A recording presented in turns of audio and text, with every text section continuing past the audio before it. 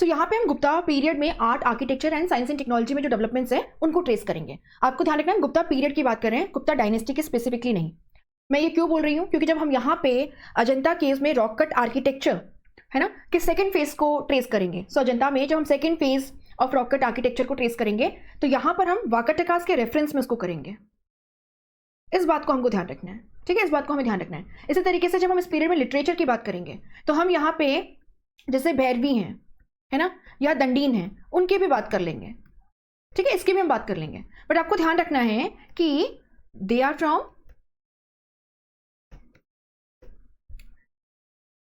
They are associated with the Pallava dynasty. थोड़ा सा इस बात पे ध्यान देना है और फिर हम इसको आगे कवर करते हैं। नाउ जब हम आर्ट, आर्किटेक्चर की बात करते हैं तो हम यहाँ सबसे पहले आर्किटेक्चर में उसको दो पार्ट्स में डिवाइड करते हैं, rock cut architecture and structural architecture. Rock cut architecture में अगर गुप्ता पीरियड में हम बात करें तो हमें यहाँ पे जो आपकी अजंता केव्स हैं उनका सेकेंड फेज का डेवलपमेंट देखने के लिए मिलता है। तो थोड़ा सा अजंता केव्स की लोकेशन को देख लेते हैं। यहाँ पर आप अगर महाराष्ट्र जाएंगे तो महाराष्ट्र में संभाजी नगर डिस्ट्रिक्ट मिलेगा आपको, जिसको पहले औरंगाबाद कहा करते थे। और यहां पर आप देखेंगे कि वाघोरा नदी के बैंक्स पे हैं अजंता हिल्स। इन्हीं हिल्स को काट करके अजंता केव्स को बनाया गया है।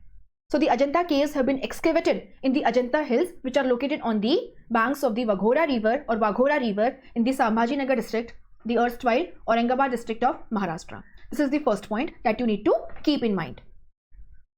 इसको आपको ध्यान रखना है। दूसरा आप यहां पर क्या देखेंगे, आप यहां पे देखेंगे कि अजंता में जो केव्स हैं they are from two phases. जो फर्स्ट फेज है ये सतवाहना पीरियड को बिलोंग करते हैं। तो the first phase of the Ajanta caves is from the Satavahana period and second phase जो है वो हम गुप्ता पीरियड के रेफरेंस में डिस्कस करते हैं। सो आप देखेंगे कि वाकाटकास के पेट्रोनेज में the second phase of the Ajanta caves developed. दूसरा अजंता केव्स में 29 केव्स, कहीं कहीं पे इसको 30 केव्स भी लिखा हुआ होता है, ठीक है, 30 केव्स भी लिखा होता है। सो आप देखेंगे in general there are 29 to 30 caves and they are all from Buddhism, they are all associated with Buddhism. This is the point that you need to keep in mind. देखो chronology wise भी questions पूछे जाते हैं। हमें पता होना चाहिए कि अगर हम इंडियन सबकॉन्टिनेंट में earliest evidences of rock cut architecture की बात करें, the answer is Barabar and Nagarjuni hills in Bihar Jehanabad district and they are associated with the Ajivika sect. उसके बाद हम यहां पर क्या देखते हैं कि जो second phase rock cut architecture का है वो पोस्ट मौर्य पीरियड में, एंड पोस्ट मौर्य पीरियड में हम आपके जो वेस्टर्न घाट्स हैं यहाँ पे कई सारे रॉक कट आर्किटेक्चर्स की बात करते हैं, है ना, रॉक कट स्ट्रक्चर्स की बात करते हैं। एंड सिमिलरली हम यहाँ पे कलिंग रीजन में भी जो आपके ईस्टर्न घाट्स हैं यहाँ पे भी रॉक कट आर्किटेक्चर की बात करते हैं।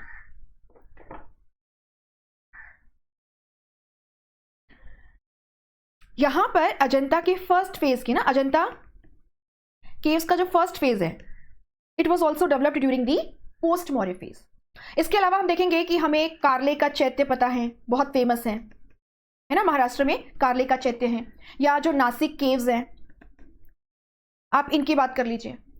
सो कार्ले का चैत्य है, भाजा बेडसा की केव्स हैं या नासिक केव्स हैं, they are all from the post Maurya period, they are all from the post Maurya period. इधर की तरफ आप देखेंगे कि अगर हम कलिंग रीजन में जाएं तो आपको हाथी गुफा केव्स के बारे में पता होगा, हाथी गुफा, रानी गुफा केव्स, राइट, हाथी गुफा, रानी गुफा केव्स। सो आपके ओडिशा के कलिंग रीजन में उदयगिरी, खांडगिरी हिल्स में हमें उदयगिरी हिल्स में हाथी गुफा, रानी गुफा केव्स मिलती हैं। और आपको पता है हाथी गुफा केव जो है इंक्लूडिंग रानी गुफा केव ऑल्सो, है ना, हाथी गुफा, रानी गुफा, ये जो केव्स हैं उदयगिरी हिल्स में they are associated with Jainism. Udayagiri, Khandagiri cave structures की हम बात कर रहे हैं, they are associated with Jainism. And Rani Gumpha cave is to story, है ना, 2 मंजिला है। तो ये रॉक कट आर्किटेक्चर में सिग्निफिकेंट डेवलपमेंट को मार्क करते हैं। नाउ इसके बाद हम यहाँ पर क्या देख रहे हैं, हम यहाँ पे देख रहे हैं कि गुप्ता पीरियड में भी रॉक कट आर्किटेक्चर में सिग्निफिकेंट डेवलपमेंट हमें देखने के लिए मिलता है। और इसमें हम देख रहे हैं कि अजंता केव्स का जो सेकंड फेज है उसका डेवलपमेंट हो रहा है under the patronage of Vakatakas, in particular the minister हरिसे।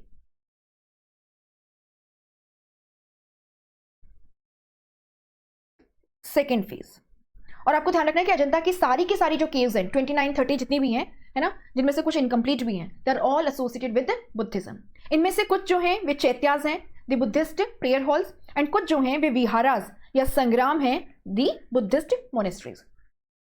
For example अगर हम केव नंबर 26 की बात करें, मैंने आपसे यहाँ पर मारा विजय पैनल के बारे में डिस्कशन किया था और कहा था कि केव नंबर 26 विच इज अ चैत्य, यहाँ से हमें मारा विजय पैनल मिला है which is associated with Buddha's nirvana enlightenment, because nirvana means control of desires, Mara Vijay means the victory over the Mara army और the victory over the army of the desires, that is nirvana, that is enlightenment.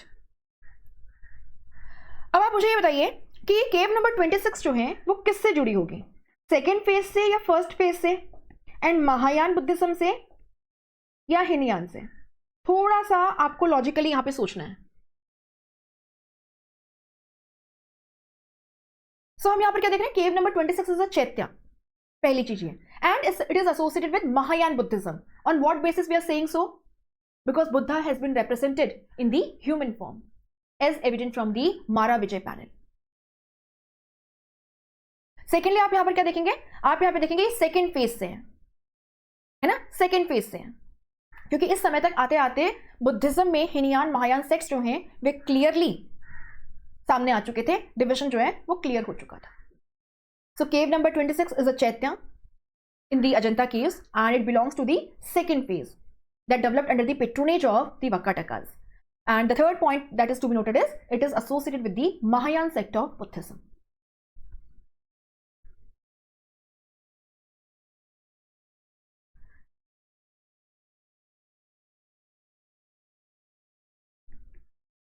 First phase of Ajanta caves developed under the patronage of the Satavahanas. इसको आपको ध्यान रखना है। दूसरा, ये Hinayana tradition से associated है और इसीलिए यहां पे बुद्ध को सिंबॉलिक फॉर्म में रिप्रेजेंट किया गया है, ह्यूमन फॉर्म में नहीं। सिंपल स्ट्रक्चर्स आपको मिलेंगे। उसके बाद आप देखेंगे, हम सेकंड फेज की बात करें, it developed during the Gupta period under the patronage of the Vakatakas. दूसरा, ये महायान सेक्ट से एसोसिएटेड है और यहां पर आपको देखने के लिए मिलेगा कि रॉकेट आर्किटेक्चर में सिग्निफिकेंट डेवलपमेंट्स हो चुके हैं, एडवांसमेंट जो है वो आपको देखने के लिए मिलेगा। ओके उसके बाद आप यहां पर क्या देखेंगे कि एलोरा केव्स जो है माना जाता है कि उनका कंस्ट्रक्शन भी 6th सेंचुरी सी के आसपास शुरू हो गया था। एंड एलोरा में आपको जो केव्स मिलती हैं they are associated with different sex.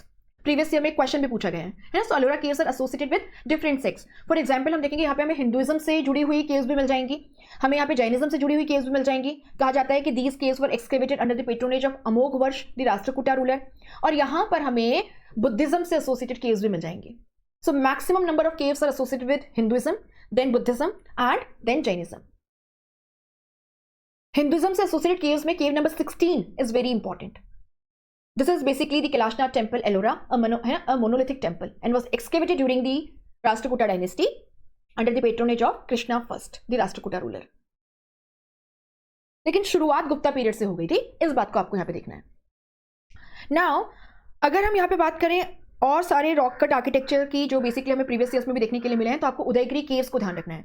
तो मध्य प्रदेश की Udayagiri caves they are associated with Hinduism, to be more specific Vaishnavism. Udayagiri caves जो कि मध्य प्रदेश में है, हिंदुइज्म से एसोसिएटेड हैं, गुप्ता पीरियड को बिलोंग करती हैं। यहां से हमें एक बहुत ही ब्यूटीफुल स्कल्पचर रिकवर हुआ है, will come to this, and that is the Varaha avatar of Vishnu.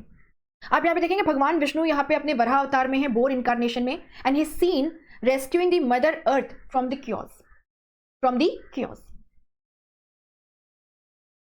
Udayagiri caves, Madhya Pradesh, cave number 5, Varaha avatar of Vishnu, है ना। भगवान विष्णु जो है धरती को इस क्योस से, एनार्की से बचा रहे हैं। ब्रह्मा विष्णु महेश अपना काम कर रहे हैं जो कि उनको असाइन किया गया है हिंदू माइथोलॉजी में। इसके अलावा आप देखेंगे मध्य प्रदेश की Bagh caves on the banks of the Bagh river. These are Buddhist structures from the Gupta period, and आप यहां पे देखेंगे कि इन केव्स को जो बनाने का तरीका है, इन केव्स में जो पेंटिंग्स आपको मिली हैं, they have a striking resemblance with the cave structures of Ajanta, cave structures of Ajanta. तो इसको भी आपको नोट करना है। नाउ अगर हम बात कर रहे हैं कि अजंता की पेंटिंग्स, जैसी पेंटिंग्स हमें बाघ केव्स में भी मिली हैं, तो अजंता की पेंटिंग्स को थोड़ा सा डिस्कस कर लेते हैं जहां से क्वेश्चन पूछा जा सकता है। तो ध्यान रखेंगे इस पीरियड में हमें आर्किटेक्चर में rock cut architecture and structural architecture दोनों में ही काफी डेवलपमेंट देखने के लिए मिलता है। एंड अजंता का सेकंड फेज यहीं पे डेवलप हुआ under the patronage of Vakatakas, associated with Mahayana Buddhism, and यहाँ पे बुद्ध को ह्यूमन फॉर्म में रिप्रेजेंट किया गया है। बहुत ही ब्यूटीफुल स्कल्पचर्स जो हैं, जैसे कि केव नंबर 26 से हमने मारा विजय पैनल की बात करी है, which is associated with Buddha's nirvana enlightenment event. Mahaparinirvana the final liberation. ये स्ट्रक्चर है ना, ये जो स्कल्पचर्स हैं they have been recovered from cave number 26 अचैत्या, है ना, फ्रॉम द सेकेंड फेज। इसको आपको ध्यान रखना है। सेकेंडली आप यहां पर क्या देख रहे हैं कि Ajanta is also famous for its paintings. तो अजंता केवल आर्किटेक्चर के लिए या स्कल्पचर के लिए नहीं, ये अपनी पेंटिंग्स के लिए भी बहुत फेमस है। आप देखोगे कि पेंटिंग्स में इन जनरल बुद्ध की लाइफ से जुड़े हुए जो इवेंट्स हैं या बुद्धिज्म से जुड़ी हुई जो जातक टेल्स हैं। जातक टेल्स क्या है? Jataka tales are basically the stories of previous birth of Buddha and Bodhisattvas, जहाँ पे बुद्ध को एंड बोधिसत्वास को ह्यूमन एंड एनिमल फॉर्म में दिखाया गया है। एंड इन स्टोरीज के वाया हमें कोई ना कोई मोरल लेसन कन्वे करने की कोशिश की गई है। सो आप देखेंगे कि अजंता की पेंटिंग्स का थीम जो है वो बुद्धिज्म से एसोसिएटेड है, या तो बुद्ध की लाइफ से जुड़े हुए इंपॉर्टेंट इवेंट्स हो गए, है ना, बुद्ध चरित्र जो हम कहते हैं। दूसरा आप यहाँ पर क्या देखेंगे कि जातक टेल्स। इसके अलावा कई और सारे पेंटिंग्स भी आपको यहाँ पे देखने के लिए मिलेंगे, जैसे कि डाइंग अप्सरा की पेंटिंग है यहाँ पर एक, है ना, dying princess and flying apsara. Dying princess की पेंटिंग है एक यहाँ पे, है ना, एक फ्लाइंग अप्सरा की पेंटिंग है। जो कुछ फेमस पेंटिंग्स हैं उनमें आप देखोगे केव नंबर 1, यहां पे बोधिसत्व पद्मपाणि की पेंटिंग, जिसके रिस्पेक्ट में यूपीएससी ने क्वेश्चन भी पूछा है। सो अजंता की केव नंबर 1 में एक बहुत ही फेमस पेंटिंग है and that is the painting of Bodhisattva Padmapani. Cave number 1 second phase में डेवलप हुई होगी या फर्स्ट फेज में, क्या लगता है? केव नंबर 1 सेकेंड फेज में, एंड व्हाई यू से सो?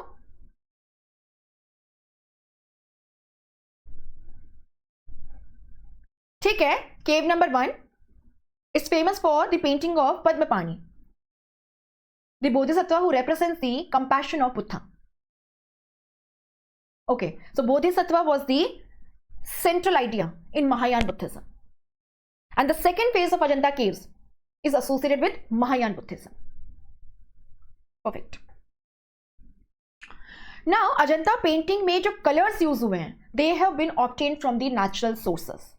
आपको यहां पे ध्यान रखना है कि यहां पे आपको पता नहीं इसमें क्यों आपको ये ब्लू कलर नजर आ रहा है, but the blue colour is missing.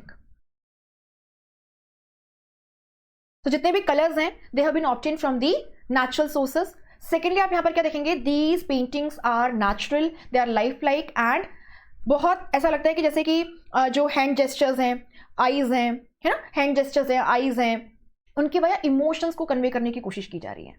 तो बहुत ही ज़्यादा नेचुरल लाइफ लाइक हैं, है ना, काफ़ी ह्यूज हैं, और इसी के साथ साथ में आप यहाँ पे क्या देखेंगे, इमोशंस को भी कन्वे करने की कोशिश की गई है यूजिंग हैंड जेस्चर्स और दी आई जेस्चर्स। आपको हर एक फिगर में अलग अलग टाइप की हेयर स्टाइल जो हैं वे देखने के लिए मिलेंगी। ना अजंता पेंटिंग स्टाइल के बारे में अगर हम बात करें तो दिस इज ड्राई फ्रेस्को और फ्रेस्को सीको। क्या होता है इसमें? ये अजंता की केव की वॉल है। इस वॉल पे पहले एक मिक्सचर को अप्लाई किया जाता है ना, एक पेस्ट को अप्लाई किया जाता है, और ये पेस्ट या मिक्सचर किससे बना होता है? क्ले, काउडंग, काउडंग तो नहीं बोलना चाहिए वैसे मुझे, कैटल डंग बोलूंगी तो भी चलेगा, खैर जो भी है ना, cattle dung, gum and rice husk. तो क्ले का है ना, काउ डंग या cattle dung, gum and rice husk, इसको मिलाकर के एक पेस्ट प्रिपेयर किया जाता है और उसको पहले दीवार पे इस तरीके से अप्लाई किया जाता है, उसको सूखने दिया जाता है, एंड देन पहले ब्लैक या डार्क ब्राउन से बाउंड्रीज ड्रॉ की जाती हैं, फिर उसके अंदर कलर फिल किया जाता है, एंड फिर कलर फिल किया जाता है, और कलर को इस तरीके से फिल किया जाता है ताकि थोड़ा शेड्स दिया जाए, ताकि वॉल्यूम रिफ्लेक्ट हो, है ना, वॉल्यूम रिफ्लेक्ट हो। बस दैट इज ड्राई सीक, है ना, फ्रेस्को सीको और dry fresco. So this is not fresco in the real sense, क्योंकि फ्रेस्को पेंटिंग्स में क्या होता है कि जब आपका जो प्लास्टर है वो गीला है, वो वेट है, तभी कलर्स अप्लाई किए जाते हैं, तभी पिगमेंट्स को अप्लाई किया जाता है, ताकि वे पिगमेंट्स जो है वे वाटर में एब्जॉर्ब हो जाए और उस पेंटिंग का, उस वॉल का इंटीग्रल हिस्सा बन जाए। तो आपकी वॉल है, आपने उस पर प्लास्टर अप्लाई किया, ये प्लास्टर वेट है, तभी आपने क्या किया, उस पर पिगमेंट्स को अप्लाई कर दिया, आपने अपनी पेंटिंग को बना दिया।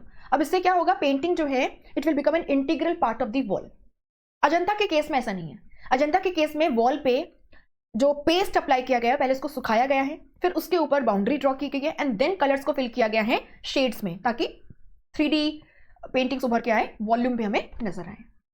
कुछ फेमस पेंटिंग्स में जैसे हमने बात की, आप देखेंगे कि यहाँ पे आपकी डाइंग प्रिंसेस है, फ्लाइंग अप्सरा है, केव नंबर 1 में बोधिसत्व पद्मपाणि की पेंटिंग है, तो आप चाहें तो उसको नोट कर सकते हैं। एंड बाघ केव्स जो बुद्धिज्म से एसोसिएटेड हैं मध्य प्रदेश में on the banks of Bagh river, आप देखेंगे they are also having same kind of painting style, और they also have same painting style, that is fresco, secco और ड्राई फ्रेस्को। तो अजंता है ना, Ajanta caves are famous as rock cut structures, है ना, the Ajanta caves are famous as rock cut structures. यहाँ पे हमें स्कल्पचर्स भी मिलेंगे एंड इसी के साथ साथ में पेंटिंग भी।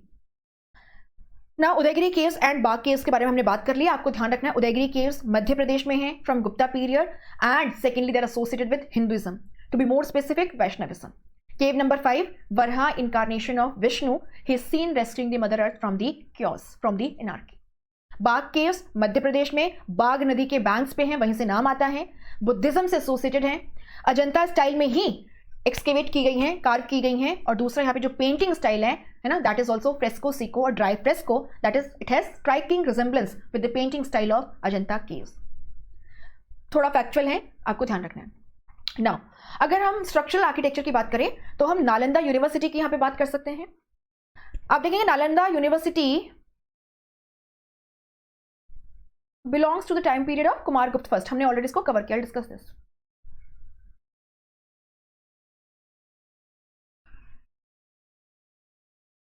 राइट, तो कुमारगुप्त यानी कि 5th century C time period के हिसाब से अगर देखें तो, and this was the first residential university in the entire world, और the first known residential university in the entire world.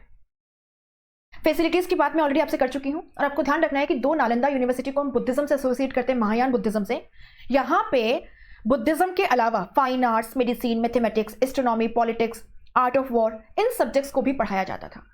बहुत दूर दूर से स्टूडेंट्स जो हैं वे यहाँ पे पढ़ने के लिए आया करते थे। और आप यहाँ पे देखेंगे कि हुवेन सेंग जो हर्षवर्धन के समय भारत आए, he stayed here for a period of around 5 years and was a student first and then also became a teacher in this university or the Mahavihara. So Nalanda Mahavihara, Nalanda University has been in the news. मुझे बताओ नालंदा को UNESCO list में कब शामिल किया गया था?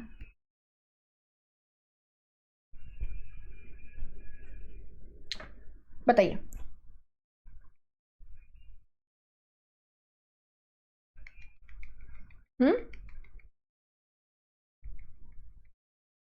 Google search कर लेना, ईयर सही से ध्यान रखना क्योंकि प्रीवियस ईयर्स के क्वेश्चंस में पूछा गया है। 2016, ठीक है, थोड़ा सा ध्यान रखना क्योंकि Nalanda Mahavihara has been in the news in the last 2 years। Now इसके अलावा आप यहाँ पे देखेंगे कि हमें यहाँ पे इस समय कुछ स्तूपास जो हैं वे भी देखने के लिए मिलते हैं। कुछ जो प्रीवियस स्तूपास थे उनका रेनोवेशन, एक्सपांशन, है ना, एंड कुछ नए स्तूपास का कंस्ट्रक्शन भी देखने के लिए मिलता है, which basically tells us that the Gupta rulers were quite secular as far as the religious matters are concerned। तो यहाँ पे हम धमेक स्तूपा एंड चौखंडी स्तूपा की बात कल भी कर चुके हैं। टेम्पल आर्किटेक्चर की बात करते हैं। नागर स्टाइल ऑफ टेम्पल आर्किटेक्चर की शुरुआत जो है वो गुप्ता पीरियड से होती है, एंड रिसेंटली गुप्ता पीरियड के जो टेम्पल्स हैं they have been included in the UNESCO world heritage list on tentative basis. So हमें थोड़ा सा इसके बारे में पता होना चाहिए, नागर style of temple architecture and Gupta period के कुछ जो फेमस टेम्पल्स हैं उनके बारे में।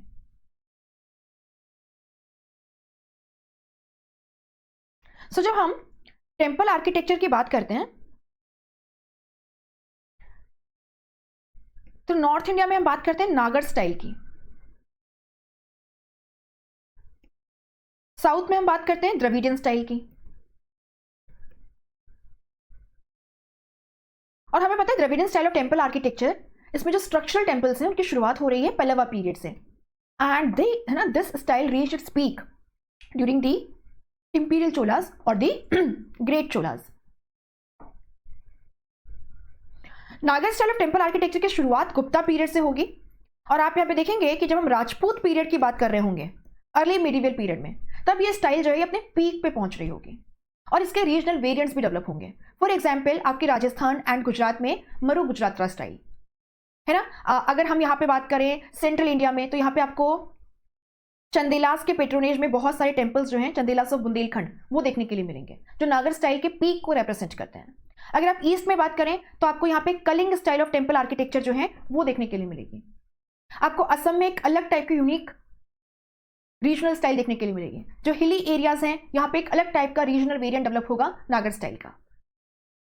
लेकिन इसकी शुरुआत कब हो रही है? गुप्ता पीरियड में।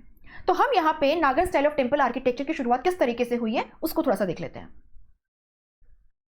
आप यहाँ पे क्या देखेंगे कि शुरुआत में टेम्पल क्या होता था? टेम्पल का सबसे इंपॉर्टेंट पार्ट क्या होता है? कोर पार्ट, गर्भगृह या सेंक्टम सेंक्टोरम। गर्भगृह या फिर सेंक्टम सेंक्टोरम, जहां पे भगवान जी की मूर्तियां रखी जाती हैं। This is the core part of a temple. अच्छा मुझे बताओ, स्तूप का कोर पार्ट क्या होता है? टेम्पल का जैसे कोर पार्ट हमने कहा गर्भगृह होता है, क्योंकि टेम्पल की शुरुआत यहीं से हुई है।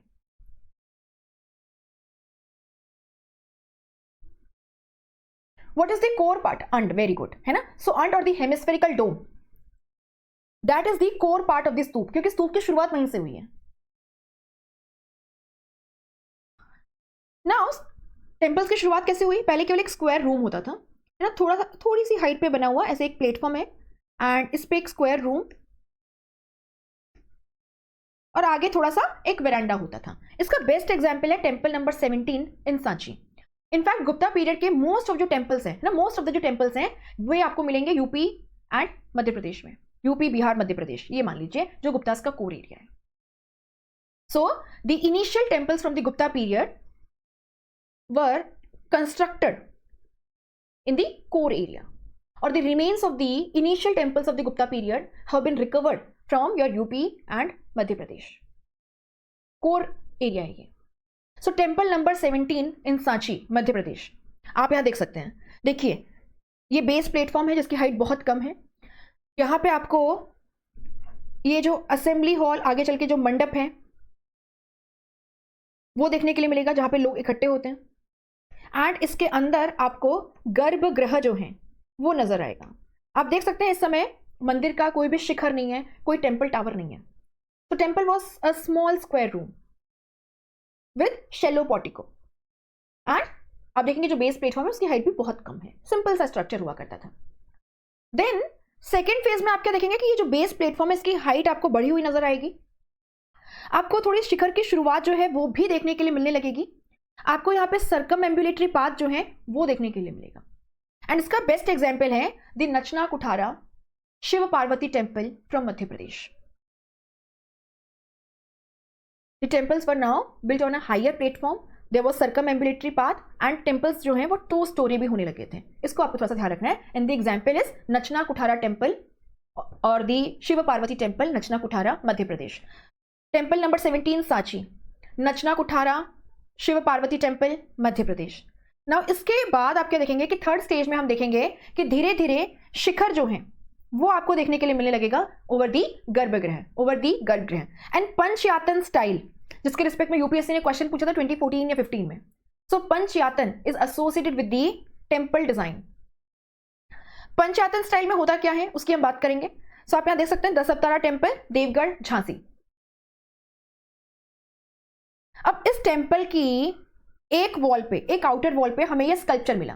आप यहां पे देख सकते हैं, यहां पे भगवान विष्णु है ना, शेष श्याना विष्णु है ना, लेटे हुए विष्णु। तो शेष नाग पर लेटे हैं और आप यहां देख सकते हैं यहां पर लक्ष्मी जी बैठी हैं, उनके पैर दबा रही हैं, शेष शैया विष्णु। तो हमें लगा कि ये भगवान विष्णु के अलग अलग अवतार को डेडिकेटेड है, बट शायद ऐसा नहीं था। बट खैर जो भी है, दशावतारा टेम्पल, देवगढ़, ये नाम पड़ गया इसका। इसके अलावा एक और टेम्पल है Bhitargaon temple, that is also quite famous UP से, है ना, इनिशियल टेम्पल्स में ही है। सो आप यहाँ पर क्या देखेंगे, आप यहाँ पे देखेंगे कि यहाँ पे एक तो शिखर की शुरुआत हमें देखने के लिए मिल रही है, दूसरा पंचयातन स्टाइल। पंचयातन स्टाइल में क्या होता है, मान लीजिए ये आपका ग्राउंड है, आपने यहाँ पे बेस प्लेटफॉर्म बनाया।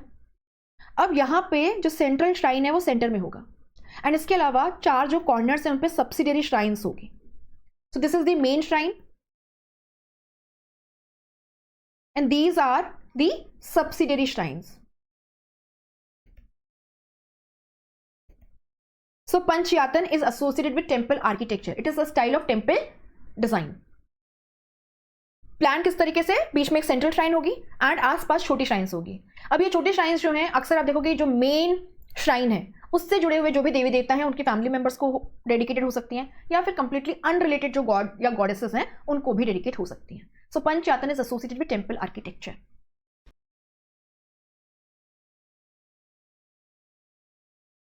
आप देखेंगे अब स्क्वायर के अलावा रेक्टेंगुलर टेम्पल प्लान भी आपको देखने के लिए मिला. एंड देन जैसे कि आप देख सकते हैं आपके बिहार से ये मणियार मठ टेम्पल है.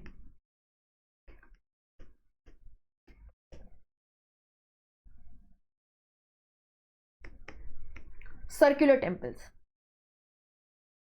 सो Nagara style of temple architecture का इवोल्यूशन गुप्ता पीरियड में हो रहा है. Some of the initial temples are temple number 17 Sanchi, the Nachna Kuthara Parvati temple और Shiva Parvati temple from Madhya Pradesh, and then the Dashavatara temple Deogarh and Bhitargaon temple Kanpur. इनको आपको ध्यान रखना है, ये इनिशियल टेम्पल्स में है इंक्लूडिंग द मनियारमठ टेम्पल. सो जो इनिशियल टेम्पल्स है वो गुप्तास के कोर एरिया में मिला है, UP Bihar and central India. इसको आप ध्यान रखिएगा, ये इंपॉर्टेंट पॉइंट है. एंड गर्भगृह is the most important part. Now अगर हम नागर स्टाइल ऑफ टेम्पल आर्किटेक्चर की शुरुआत को यहाँ डिस्कस कर रहे हैं तो नागर स्टाइल ऑफ टेम्पल आर्किटेक्चर के जो इसेंशियल कंपोनेंट्स हैं उनको भी डिस्कस कर लेते हैं. आप देखोगे यहाँ पे जरूरी नहीं है कि टेम्पल जो है वो एक बाउंड्री वॉल के विद इन बने. Dravidian style of temple architecture में most of the temples were constructed within the temple boundary walls. And आप यहाँ पे देखेंगे कि यहाँ पे बाउंड्री का होना जरूरी नहीं है, कहाँ पे, नागर स्टाइल में. एंड अगर मान लीजिए बाउंड्री है तो एक बहुत सिंपल सा बाउंड्री होता है एंड जो एंट्रेंस गेटवे है उसको कहा जाता है तोरण. तोरण तोरण इज द एंट्रेंस गेटवे. अच्छा मुझे बताते जाइए साथ साथ में, Dravidian style of temple architecture में एंट्रेंस गेटवे को क्या कहते हैं? एंट्रेंस गेटवे को क्या कहते हैं? गोपुरम. और आपको ये बात पता होनी चाहिए कि Dravidian style of temple architecture में गोपुरम जो है वो काफी ज्यादा डेकोरेटेड स्ट्रक्चर हुआ करता था. Many a times it was replica of the main shrine. Vijayanagara period आता है तो हम राय गोपुरम्स की बात करते हैं, ह्यूज एंट्रेंस गेटवेज. फिर उसके बाद आप यहां पर क्या देखेंगे, आप अंदर गए और फिर आपको यहां पर ये सीढ़ियां मिलेगी जिनको कहा जाता है सोपान. सोपान आप इनको चढ़ करके यहां एंटर करेंगे जो कि है असेंबली हॉल या फिर मंडप. मंडप. नाउ साउथ इंडियन स्टाइल या Dravidian style of temple architecture में टेम्पल्स जो हैं वे ग्राउंड लेवल पे बने होते हैं. यहां पे कोई अप्रेज्ड प्लेटफॉर्म या बेस प्लेटफॉर्म नहीं होता. तो पहला ये पॉइंट. दूसरा आप यहां पर क्या देखेंगे, हम यहां पर क्या देख रहे हैं, हम यहां पर देख रहे हैं कि ये जो असेंबली हॉल है इसे कहा जाता है मंडप. देखो आगे चल करके वेरिएंट्स डेवलप हुए और आप देखेंगे कहीं कहीं पे हमें नृत्य मंडप देखने के लिए मिलता है, कहीं पे हमें भोग मंडप देखने के लिए मिलता है ना. तो इस तरीके से अलग अलग मंडप हमें देखने के लिए मिलते हैं, अलग अलग पर्पस है उनका. मंडप is basically the assembly hall जहां पे लोग इकट्ठे होते हैं. उसके बाद आप देखेंगे कि असेंबली हॉल जहां पे लोग इकट्ठे होते हैं एंड जो गर्भगृह है sanctum sanctorum, the core part of the temple wherein the idols of the god and the goddesses are kept and is considered sacred. इसको डिवाइड करता है अंतराल या वेस्टिब्यूल. ये एक तरीके से बाहर का जो प्रोफेन वर्ल्ड है उसको सेक्रेड वर्ल्ड से सेपरेट कर रहा है. North Indian style of temple architecture या नागर स्टाइल ऑफ टेम्पल आर्किटेक्चर में असेंबली हॉल जो है इसमें भी आप देखेंगे धीरे धीरे इवॉल्व होते होते जब हम आपके चंदेलास के टाइम पर पहुंचेंगे तो जैसे कि खजुरा है ना, कंदरिया महादेव टेम्पल है आपके खजुराहो में. सो आप यहाँ पर क्या देखेंगे, आप यहाँ पर देखेंगे इसको अर्ध मंडप, फिर इसको महामंडप है ना, अर्ध मंडप, मंडप, महामंडप, इस तरीके से आपको देखने के लिए मिलेगा. एंड जो असेंबली हॉल है इस पोर्शन में भी आप देख सकते हैं आपको टावर्स देखने के लिए मिल रहे हैं है ना, आपको टावर्स देखने के लिए मिल रहे हैं. एंड ग्रेजुअली इनकी हाइट इंक्रीज हो रही है मानो कोई पर्वत हो जैसे. लेकिन Dravidian style of temple architecture में असेंबली हॉल वाले पोर्शन में इन जनरल आपको कोई भी टावर नहीं देखने के लिए मिलेगा. नागर स्टाइल ऑफ टेम्पल आर्किटेक्चर में जो मेन टेम्पल टावर है उसे कहा जाता है शिखर. उसे कहा जाता है शिखर. एंड ये शिखर जो है ये कर्वी लीनियर होता है शेप में, कर्वी लीनियर. आप देखेंगे इसमें आपको साथ ही साथ में अमालक देखने के लिए मिलेगा, ये स्टोन डिस्क, और उसके ऊपर कलश. कलश. और ये एक तरीके से इस धरती को जो आउटर स्पेस है उससे कनेक्ट कर रहे हैं। तो इस तरीके का स्ट्रक्चर आपको देखने के लिए मिलता है। Dravidian style of temple architecture में हम क्या देखते हैं कि जो मेन वहां पे तो एक ही टावर होता है ना, जो आपका गर्भगृह है, जो सेंक्टम सेंक्टोरम है, उसके ऊपर जो टावर हैं, जो टेम्पल टावर हैं, उसे क्या कहा जाता है? टेम्पल टावर के लिए Dravidian style of temple architecture में क्या टर्म यूज होता है, और वहां पर आपको यह भी बताना है कि आपके शिखर का मतलब क्या होता है। विमान, विमान कहा जाता है, and that is in which shape? Pyramidal, है ना। सो पिरामिडल विमान। लेकिन यहां पर हमें शिखर शब्द भी देखने के लिए मिलता है। वो किस रेफरेंस में देखने के लिए मिलता है बताइए? वो किस रेफरेंस में देखने के लिए मिलता है? यहां देखिए Dravidian style of temple architecture में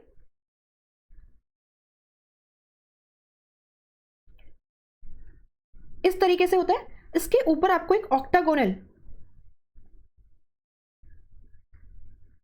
कपबोला मिलेगा, एंड फिर इसके ऊपर स्पायर। ये जो पार्ट है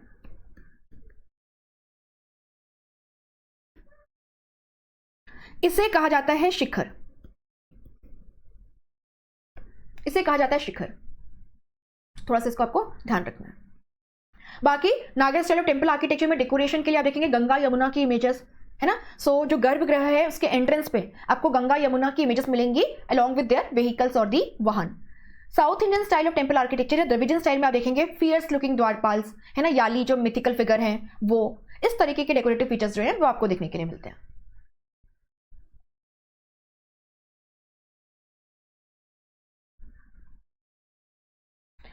सो आर्किटेक्चर, उसके बाद स्कल्पचर की हम बात करते हैं। हम गांधार और मथुरा स्कूल ऑफ स्कल्पचर के बारे में पढ़ते हैं when we are reading about the post modern period. So Gandhara school, Mathura school of sculpture making, they developed under the patronage of the Kushanas. जहां Gandhara school is associated with Buddhism, आप देखेंगे मथुरा स्कूल में Buddhism के अलावा जैनिज्म एंड हिंदू रिलीजन से associated images भी हमें देखने के लिए मिलती हैं, जैसे जैन तीर्थंकर्स की इमेजेस, हिंदू गॉड गॉडेसेस की इमेजेस भी हमें देखने के लिए मिलती हैं। मथुरा का जो कंकाली टीला है it is famous for the Jain तीर्थंकर आइडल्स।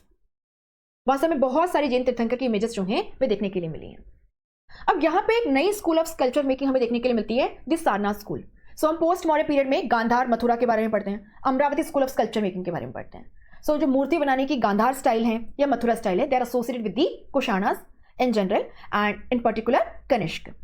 और आप देखेंगे कि गांधार जो है यहाँ पर थीम है बुद्धिज्म, वहीं पे मथुरा में आपको बुद्धिज्म के अलावा जैनिज्म एंड हिंदुइज्म से जुड़ी हुई मूर्तियां जो हैं, इमेजेस जो हैं, आइडल्स जो हैं, वे भी मिल जाएंगे।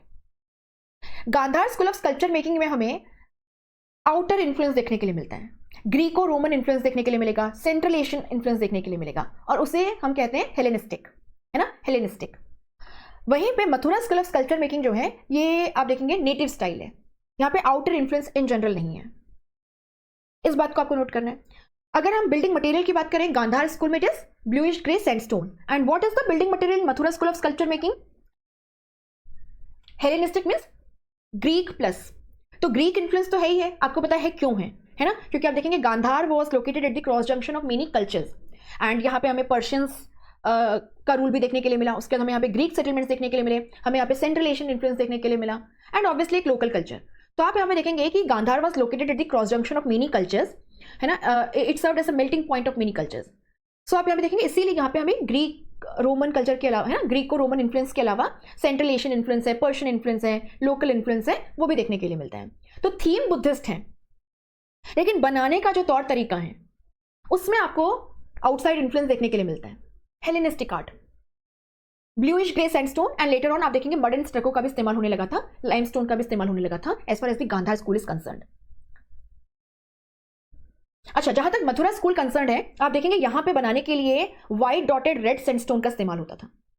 तो रेड सैंडस्टोन जिसपे व्हाइट डॉट्स हैं उसका इस्तेमाल होता था यहां पर। आप देखिए Gandhara school of sculpture making में जो फेशियल फीचर्स हैं, जिस तरीके से कपड़े पहनाए गए हैं, उसमें आपको Greek influence, Roman influence, central Asian influence देखने के लिए मिलता है। फॉर एग्जाम्पल आप देखेंगे जो फेशियल फीचर्स हैं, है ना, जो फेशियल फीचर्स हैं उन पर आपको ग्रीक इन्फ्लुएंस क्लियरली देखने के लिए मिलता है, जैसे कि मुस्टेचस हैं, है ना, या फिर थर्ड आई है, protuberance on the head, elongated ears. So जिस तरीके से ग्रीक गॉड अपोलो को बनाया जाता था उसी तरीके से बुद्ध को बनाने की कोशिश की गई है। लॉन्ग ईयर्स या एलोंगेटेड ईयर्स ये क्या सिंबलाइज करते हैं? He hears all. Protuberance on the head, he knows all. Third eye, he sees all. Curly hairs है, he is in deep meditation as if he is looking inwards।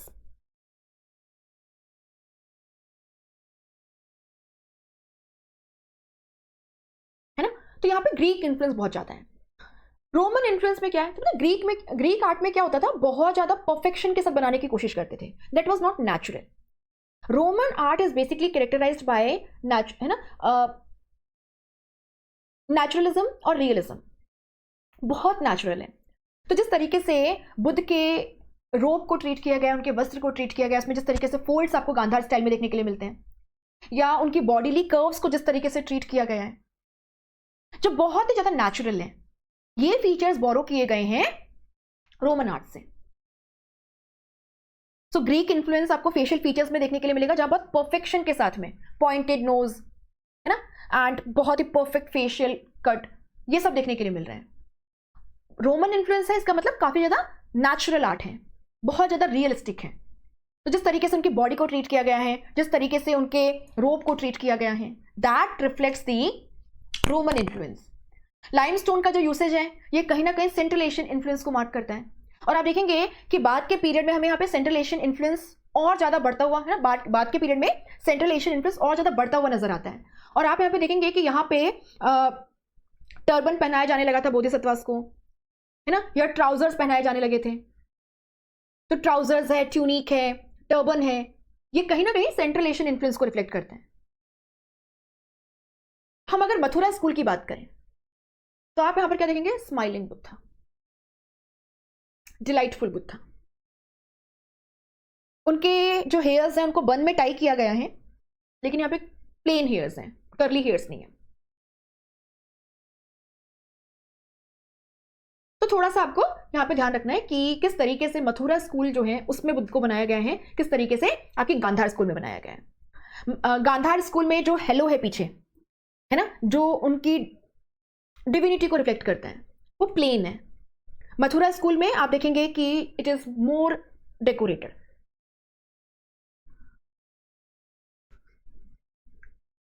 Now Amaravati school of sculpture making also developed during the post Maurya period. फटाफट से उसके features को बता दीजिए। Amaravati school developed under the patronage of which dynasty? Amaravati school of style, है ना, Amaravati school of sculpture making और the Amaravati school of sculptural style developed during which period? The Satvahana period, or under the influence of the post-Mauryan period under the patronage of the Satavahanas। तो आपको पता है कि सातवाहनास जो है उन्होंने महाराष्ट्र से शुरुआत की थी, and gradually their power extended in parts of northern Karnataka as well as in the Andhra region। So the Amravati school of, है ना, the Amravati school of sculpture making, it developed during the post-Maurya period under the patronage of the Satavahanas in the Andhra region, Krishna Godavari Delta region to be more precise। This is narrative art. यहां पे individual portraits नहीं बनाए गए। बुद्ध या जातक tales में कोई जो पर्टिकुलर एपिसोड है उसको यहां पे नरेट किया गया है। तो डिटेल्ड आर्ट है, नैरेटिव आर्ट है, इसीलिए इंडिविजुअल फेशियल फीचर्स पे इतना फोकस नहीं है। बट हाँ, इतने सारे इमेजेस के बीच भी जो फिगर्स हैं उनके इमोशंस को हैंड जेस्चर्स के वाया या आई जेस्चर्स के वाया बहुत ही क्लियरली इवोक किया गया है। The building material is limestone. The building material is limestone. And the theme is Buddhism. ठीक है, तो ये पॉइंटर्स आपको ध्यान रखने प्रीलिम्स के पर्सपेक्टिव से। अब अगर हम Sarnath school of sculpture making की बात करें, it developed during the Gupta period, है ना, it developed during the Gupta period in and around Sarnath, hence the name Sarnath school. Sarnath school में आप देखेंगे चुनार सैंडस्टोन का इस्तेमाल हुआ है। जो बादामी रंग का सैंडस्टोन या पत्थर होता है, चुनार सैंडस्टोन या बादामी कलर का जो पत्थर है उसका इस्तेमाल हुआ है, जिसका इस्तेमाल अशोकन पिलर्स बनाने के लिए भी हुआ था। तो सारनाथ के पास एक जगह है चुनार, यहाँ पे स्पेशल टाइप के पत्थर मिलते हैं। चुनार सैंडस्टोन का इस्तेमाल हुआ है सारनाथ स्कूल में। So Sarnath school of sculpture making की अगर हम यहाँ पर बात करें तो आप यहाँ पर क्या देखेंगे, it developed during the Gupta period in and around Sarnath and the building material is Chunar sandstone, Chunar sandstone. Sarnath school of sculpture making में न केवल पत्थर के स्टैचूज बल्कि आप क्या देखोगे यहाँ पे मेटल के स्कल्पचर्स जो हैं उनको भी बनाया गया। The art was more refined now.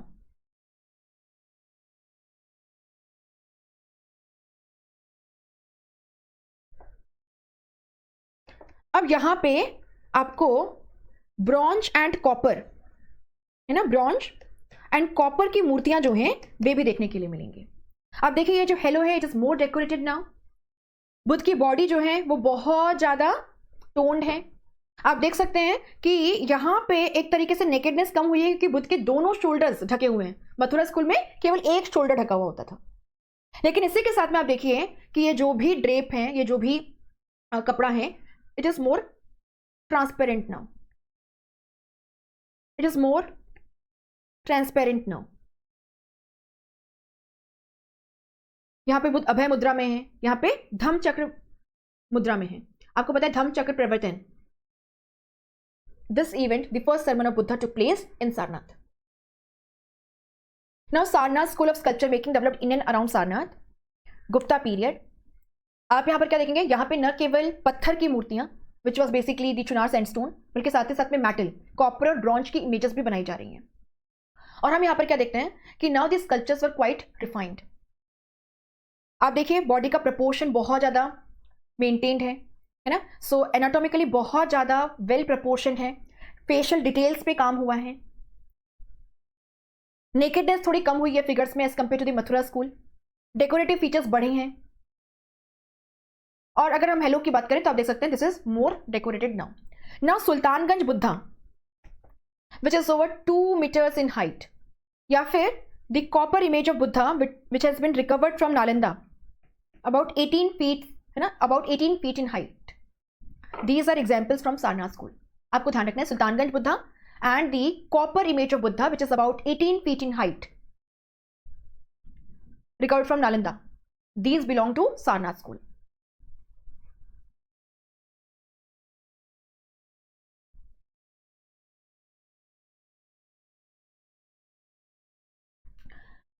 Coinage, Gupta coinage के बारे में हम ऑलरेडी बात कर चुके हैं। साइंस एंड टेक्नोलॉजी की हम बात करेंगे एंड लिटरेचर की। जब हम लिटरेचर की बात करेंगे तो हम कुछ इंपॉर्टेंट लिटरेरी वर्क्स की बात करेंगे from the field of science and technology, mathematics, और उस तरीके से आपको यहाँ पे समझ आ जाएगा the developments in science and technology. साथ ही में आप यहाँ पे ऐड कर सकते हैं द डेवलपमेंट्स इन मेटलर्जी। हमें पता है the iron pillar at Mehrauli which belongs to the time period of Chandragupta second और Chandragupta Vikramaditya. It is resistant, sorry it is corrosion free, it is corrosion free, it does not corrode, rust free है। तो ये थोड़ा सा आप यहाँ पे नोट कर सकते हैं। लिटरेचर बहुत बहुत बहुत इंपॉर्टेंट है, तो इसको आपको किसी भी कंडीशन में मिस नहीं करना। हमने यहाँ पे ऑलरेडी कालिदास जी के जो इंपॉर्टेंट वर्क्स हैं उनको कवर किया है, जो बहुत बार यूपीएससी ने पूछा है across the examinations conducted by UPSC. इसके अलावा हमने अमर सिन्हा का अमर कोश देखा, हमने वराह मिहिर के जो वर्क्स हैं उनकी बात की। इसके अलावा हमने ब्रह्मगुप्त के वर्क्स की बात की है, हमने आर्यभट्ट का जो आर्यभट्टम है उसकी भी बात की है। बाकी भी कुछ अगर एडिशनल है तो उसको यहां देख लेते हैं।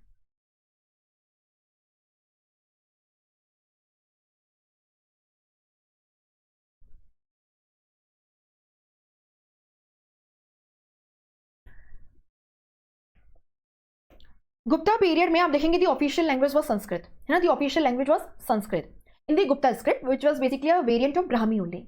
एंड आपको एक और बात बताऊं, इसी समय देवनागरी स्क्रिप्ट जो है जिसमें हम हिंदी लिखते हैं है ना, देवनागरी स्क्रिप्ट जो है वो भी इसी टाइम पर इवॉल्व हुई। और आप देखेंगे मोस्टली जो रिलीजियस टेक्स्ट हैं उनको लिखने के लिए इसका इस्तेमाल होता था, हेंस द नेम देवनागरी है ना, देवनागरी। सो देवनागरी स्क्रिप्ट भी इसी टाइम पर इवॉल्व हुई है, ये बात हमें ध्यान रखनी है। But majority of Gupta inscriptions हैं या गुप्ता पीरियड में जो टेक्स्ट हैं आप यहाँ पर क्या देखेंगे, they were in Sanskrit language, Gupta script which was a variant of the Brahmi script only. Kalidasa के इंपॉर्टेंट वर्क्स को ऑलरेडी हम देख चुके हैं, तो विल नॉट रिपीट दोस। अब यहां पर हम क्या देखेंगे, बाकी जो इंपॉर्टेंट वर्क्स हैं, विशाखा दत्त हम देख चुके हैं, मुद्रा राक्षस, देवी चंद्रगुप्तम, इनके थीम्स की हम बात कर चुके हैं। नाउ इसके अलावा शूद्रक के वर्क्स बहुत इंपॉर्टेंट हैं and you must note them down. Shudraka का मृच्छकटिका, मिट्टी की गाड़ी, द क्ले कार्ट, जहां पे Basant Sena, Charudatta, these are heroine and hero respectively, इनकी हमने बात की है। गुप्ता पीरियड के सोशियो इकोनॉमिक लाइफ के बारे में काफी सारे इंसाइट्स प्रोवाइड करती हैं। इसके अलावा आप देखेंगे कि शूद्रक का एक और इंपॉर्टेंट वर्क है वीणा वासवादत्त। शूद्रक के मोस्ट ऑफ जो वर्क्स हैं they have taken inspiration from महाकवि भाष। फॉर एग्जाम्पल मृच्छकटिका की हम अभी बात कर रहे थे, आप देखेंगे दिस इज इंस्पायर्ड बाय भाष दरिद्र चारुदत्त। वीणा वासवादत्त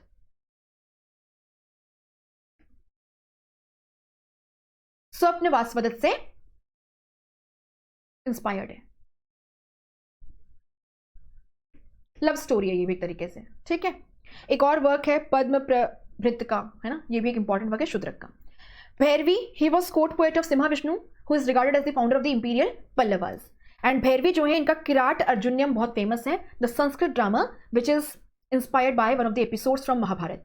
सो आपको पता होगा कि महाभारत में पांडव जब वनवास के लिए जाते हैं तो लास्ट ईयर अज्ञातवास का होता है। अब यहाँ पे अर्जुन पशुपत अस्त्र प्राप्त करना चाहते थे और उसी के लिए भगवान शिव की आराधना करते हैं। उनका टेस्ट लेने के लिए किराट स्वरूप हंटर रूप में भगवान आते हैं, अर्जुन से प्रसन्न होते हैं, उनको पशुपत दे देते हैं। ये पूरा जो ड्रामा है किराट अर्जुन्यम विच इज एसोसिएटेड विद अर्जुनास पेनिंस, इसको डिस्क्राइब किया है ना भैरवी ने।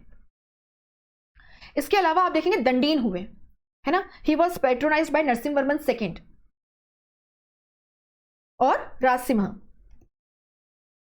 The Pallava ruler. इनके बहुत इंपॉर्टेंट वर्क्स हैं काव्य आदर्श एंड 10 कुमार चरित। 10 कुमार चरित। सो काव्य आदर्श संस्कृत पोएटिक्स के इसेंशियल्स की बात करता है ना, काव्य आदर्श। सो एक पोयम में क्या क्या इसेंशियल कंपोनेंट्स होते हैं, किन किन बातों का ध्यान रखना होता है, संस्कृत वर्क है। 10 Kumara Charita, this is also in Sanskrit. And आप देखेंगे कि 10 कुमार चरित में 10 जो प्रिंस हैं उनकी बात हुई है और उसके वाया आप यहाँ पे देखेंगे कुछ मोरल लेसन्स कन्वे करने की कोशिश की गई है। तो दंडीन के ये वर्क बहुत फेमस है, रिपीटेडली यूपीएससी ने अपने एग्जाम्स में कहीं ना कहीं इनको पूछा है ना। हमने यहां पे बात की स्वप्न वासवादत्त की बाय महाकवि भाष। स्वप्न वासवादत्त अ लव स्टोरी। आप यहां पे देखेंगे कि वीणा वासवादत्त जो है शूद्रक का, वो उसी से इंस्पायर्ड है। और इसी तरीके से सुबंधु का जो केवल वासवादत्त है, it has also taken inspiration from महाकवि भाष एंड हिज वर्क स्वप्न वासवादत्त। तो यहाँ पे आपको थोड़ा भी कंफ्यूज नहीं होना है। पंचतंत्र, जहाँ पे एनिमल स्टोरीज के वाया हमें कुछ ना कुछ मोरल लेसन कन्वे किया गया है, विष्णु शर्मा। अमरकोश की हम ऑलरेडी बात कर चुके हैं। आप देखेंगे Ramayana and Mahabharata which are part of the Smritis, इनका फाइनल है ना, फाइनल फॉर्म जो है वो इसी पीरियड में, गुप्ता पीरियड में डेवलप हुआ। जो हमारे 18 पुराणाज हैं, they were also finalize during the Gupta period and they are also part of Smriti literature. इसके अलावा इस पीरियड में आप देखेंगे कई सारे इंपॉर्टेंट बुद्धिस्ट वर्क्स हमें देखने के लिए मिलते हैं ना, कई सारे इंपॉर्टेंट बुद्धिस्ट वर्क्स हमें देखने के लिए मिलते हैं। हमने बुद्धिज्म में उनको कवर किया है, वासुबंधु के वर्क को एंड द रिलेटेड स्टफ, तो that is more than sufficient. आपको ध्यान रखना है Arya Asanga Vasubandhu, these were contemporaries of Samudragupta and Vasubandhu was patronized by Samudragupta and they belong to the Yogachara school of Mahayana Buddhism. Deegnaga was Vasubandhu's disciple and yes, he also belongs to the Yogchar school. Aryadev, Madhyamika school, and he was one of the chief disciples of Nagarjuna, the founder of the Madhyamika school of Mahayan Buddhism. शून्यवाद का concept इनसे जुड़ा हुआ है। Nothing has an independent existence inherently. Anything that exists is a result of multiple causes and conditions. Yogchar school, Vigyanvad. Everything is a result of consciousness. विज्ञपति मात्रता सिद्धि, ये book किसकी है? विज्ञपति मात्रता सिद्धि, Buddhism में हमने कवर किया था।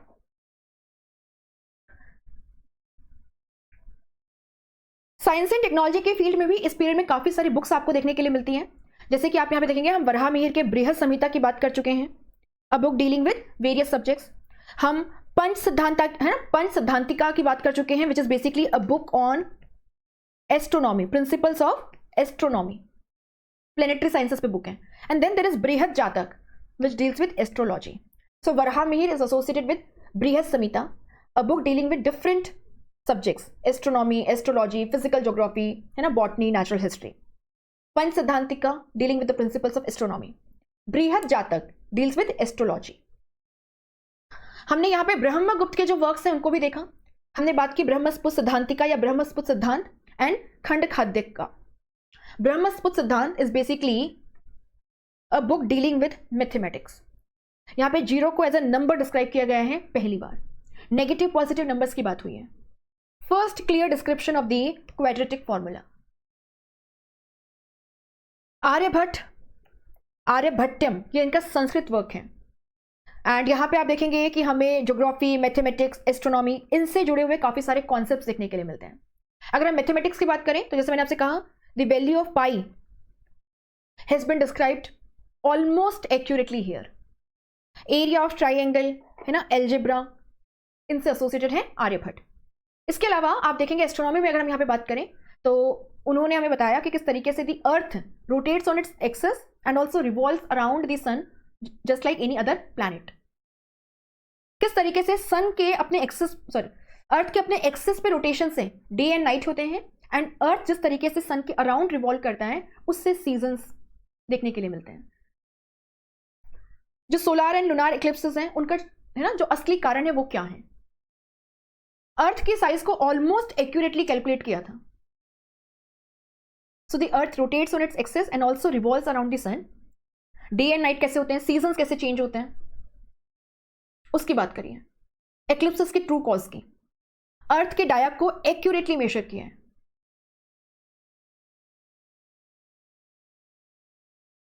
मेडिकल साइंसेस में अगर हम बात करें तो एक बुक है नवनीतिकम।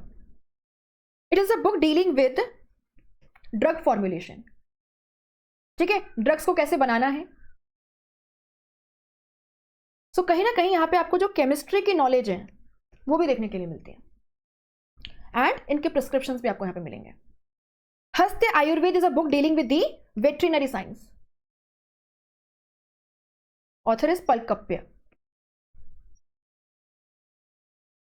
बाकी हम iron pillar and how it is resist है ना, इट इज रस्ट फ्री और कोरोशन फ्री, ये बात ऑलरेडी कर चुके हैं।